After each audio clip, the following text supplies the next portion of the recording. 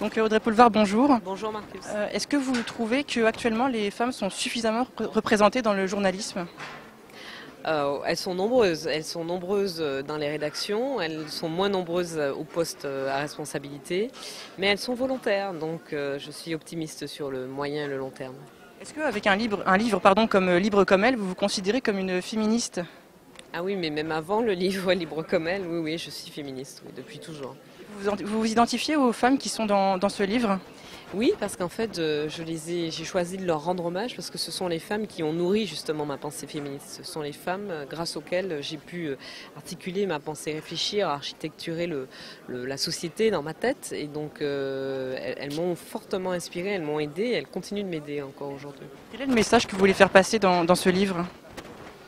Alors, c'est pas forcément un message à faire passer, mais c'est simplement dire qu'il y a encore beaucoup à faire pour atteindre l'égalité entre femmes et hommes, et que les combats que ces femmes ont menés, le legs qu'elles nous laissent, nous obligent. Donc il ne faut pas laisser s'éteindre le flambeau, il faut qu'on reprenne le flambeau et qu'on continue de se battre pour l'égalité entre femmes et hommes. De façon générale, aujourd'hui dans la société, vous trouvez qu'il n'y a pas une égalité suffisante entre hommes et femmes, en fait? Il n'y a pas non, d'abord il n'y a pas d'égalité.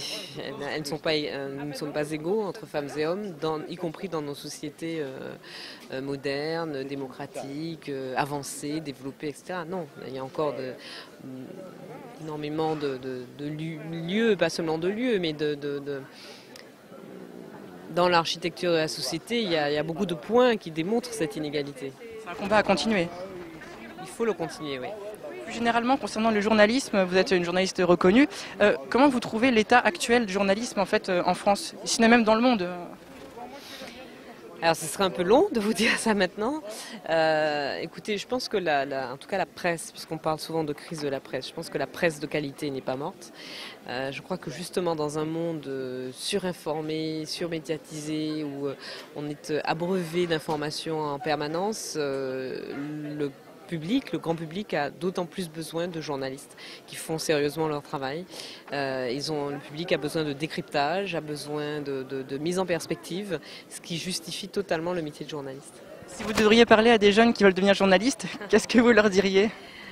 Je leur dirais de ne pas oublier pourquoi ils font ce métier. On ne fait pas ce métier-là pour être connu, on fait ce métier-là pour transmettre une information.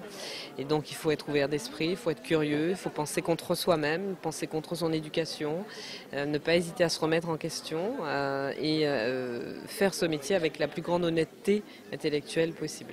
Pour rebondir juste pour terminer sur votre livre, quel est le message que vous voulez faire passer aux femmes, aux filles qui vont se lancer dans le journalisme? Parce qu'elles n'ont pas la même situation que les hommes dans le journalisme. Donc quel est leur message plus particulièrement qu'il leur a adressé? Il ne faut pas lâcher, faire leur travail avec autant de sérieux qu'elles attendent de n'importe quel journaliste, mais surtout ne pas se laisser impressionner et ne pas se laisser intimider.